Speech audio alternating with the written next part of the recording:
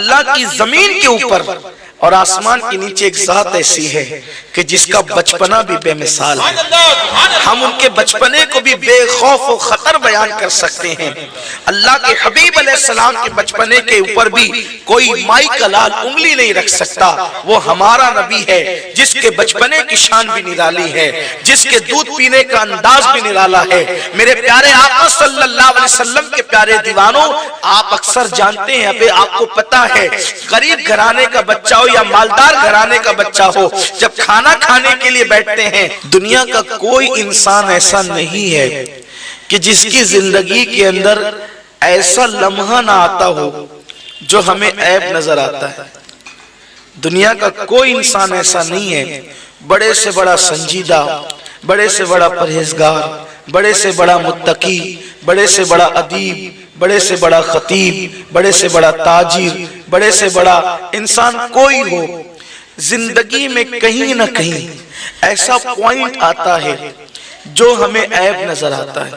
مثال کے طور پر اللہ اکبر, دیکھیے انسان کی زندگی جب کوئی لکھنے والا لکھتا ہے تو وہ اکثر بچپنے کو نظر انداز کرتا ہے. کیوں؟ اس لیے کہ انسان کا بچپنا سنجیدہ نہیں ہوتا. انسان کا بچپنا سنجیدہ نہیں ہوتا.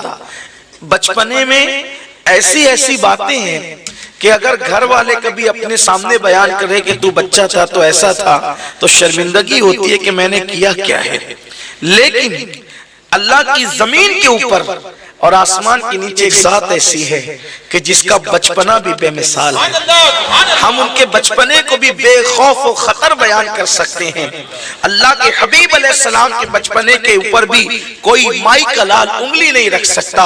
وہ ہمارا نبی ہے جس کے بچپنے کی شان بھی نرالی ہے, جس کے دودھ پینے کا انداز بھی نرالا ہے. میرے پیارے آقا صلی اللہ علیہ وسلم کے پیارے دیوانوں, آپ اکثر جانتے ہیں, ابھی آپ کو پتا ہے, غریب گھرانے کا بچہ ہو یا مالدار گھرانے کا بچہ ہو, جب کھانا کھانے کے لیے بیٹھتے ہیں تو وہ کہتا ہے کہ مجھے زیادہ چاہیے, وہ کہتا ہے کہ مجھے زیادہ چاہیے. بچپنا اس کا نام ہے. اکثر بچے روتے ہیں, روتے ہوئے کہتے ہیں اگر گھر کے اندر مٹھائی آئی ہے آدھی آدھی تقسیم ہو رہی تو نہیں, مجھے پوری چاہیے, ایک نہیں بلکہ دو چاہیے, دو نہیں بلکہ تین چاہیے. اسی طرح پھلوں کا حال ہے. مگر مصطفیٰ جان رحمت کا بچپنا دیکھیں, میرے پیارے آقا کا بچپنا دیکھیں. اللہ اکبر, جب حلیمہ سعدیہ اپنا دودھ پیش کرتی ہے, حضور علیہ السلام کی زندگی ابھی چند دن سے زیادہ کی نہیں ہے. حضور علیہ السلام ایک طرف کا پیتے ہیں اور دوسری طرف کا جب پیش کرتی ہے تو چھوڑ دیتے ہیں. حلیمہ سعدیہ کہتی ہے کہ جب انہوں نے چھوڑا ہے تو میں نے سوچا چھوڑا کیوں ہے,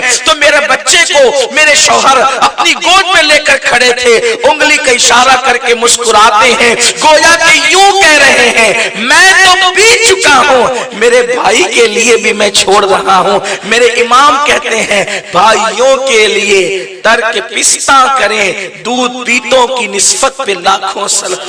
بتائیں حضور علیہ السلام کی زندگی یہ ہے کہ بچپنا بھی بے خطر بیان ہو سکتا ہے. حضور علیہ السلام و تسلیم, حالانکہ میرا عنوان حضور کا بچپنا نہیں ہے, میں آپ کے سامنے کچھ اور بیان کرنا چاہتا ہوں, لیکن بات آئیے تو عرض کروں. بچے بچپنے میں بستر پر پیشاب کرتے ہیں.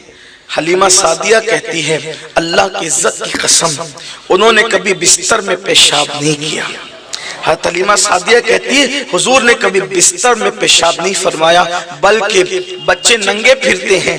حلیمہ سعدیہ فرماتی ہیں کہ حضور کا سطر اگر کھل جاتا تو حضور ایسے روتے بلند آواز سے, میں سمجھ جاتی کہ سطر کھل گیا ہے تو میں ڈھانک دیتی, اور فرماتی خدا کی قسم اگر میں ڈھانکنے میں دیر کر دیتی کسی کام کی وجہ سے تو کوئی غیبی ہاتھ آتا اور ان کے سطر کو ڈھانک دیتا. یہ اپنے رسول مصطفیٰ جان رحمت صلی اللہ علیہ وآلہ وسلم کی زندگی ہے. آئیے حضور کے بچپن ہی کی بات آئی ہے تو آپ کے سامنے عرض کروں. قربان حلیمہ سعدیہ فرماتی ہیں کہ بچوں کی طرح ان میں نے کوئی عادت نہیں دیکھی کہ بچے کھیلنا پسند کرتے ہیں, میں نے ان کو کبھی کھیلتے نہیں دیکھا. کھیلنے سے ان کو کراہت تھی, ہمارے آقا علیہ السلام نے بچوں کی طرح، عام بچوں کی طرح کبھی نہیں کھیلا۔ تو کائنات میں کوئی انسان ایسا نہیں ہے کہ جس کی زندگی کا ہر پہلو بیان، مثال کے طور پر بڑے سے بڑا عالم ہو، پیر ہو، ولی ہو، خطیب ہو، اسکالر ہو، وکیل ہو، ڈاکٹر ہو، جج ہو، جب وہ غصے میں آتا ہے تو اس کا غصہ بیان نہیں ہو سکتا، اس لیے کہ انسان کا آپ غصہ بیان کریں گے تو وہ غصہ اس میں عیب ڈال دیتا ہے، لیکن تنہا ہمارے آقا کی ذات ہے، حضور غصے میں آتے ہیں، قرآن ان کے غصے کو ہی بیان کرتا ہے، اور ان کے غصے کو قرآن بیان کرتا ہے۔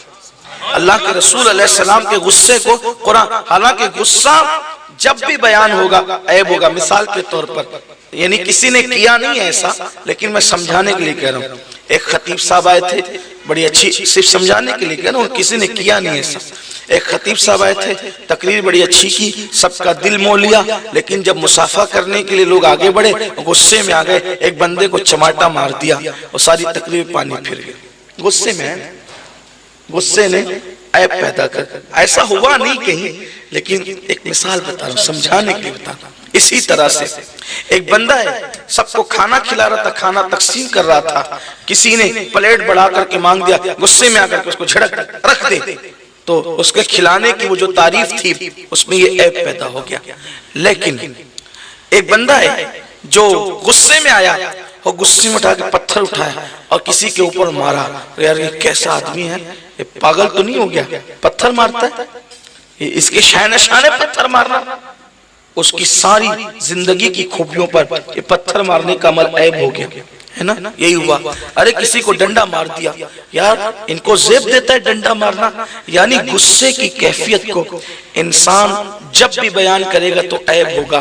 قربان، حضور علیہ السلام بھی غصے میں تھے، جنگ حنین کا موقع تھا، صحابہ کے قدم اکھڑ گئے تھے، حضور علیہ السلام سواری سے جھکتے ہیں اور جھک کر کے کچھ کنکریاں اٹھاتے ہیں اور اٹھا کر کے دشمن کی طرف دے مارتے ہیں۔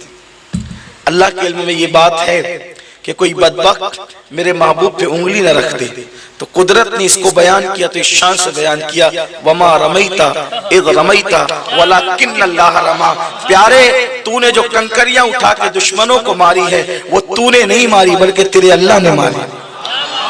اب اگر کوئی اعتراض کرے تو حضور پہ اعتراض بعد میں ہوگا، پہلے مصطفیٰ جان رحمت صلی اللہ علیہ وسلم پہ اعتراض ہوگا۔ آپ اندازہ فرمائے کہ یہ محبت ہے اللہ کی کہ حضور کے عمل کو اپنا عمل قرار دیا، محبوب تو نے نہیں بلکہ ہم نے ماری ہے، پھینکنا تیرا تھا، مارنا ہمارا تھا۔ اور پھر حیرت ہے کہ وہ چند کنکریوں کا اثر کیا ہوا کہ اللہ اکبر، ہزاروں کا لشکر منہ پھیر کر کے بھاگنے لگا اور ان کو شکست ہو گئی۔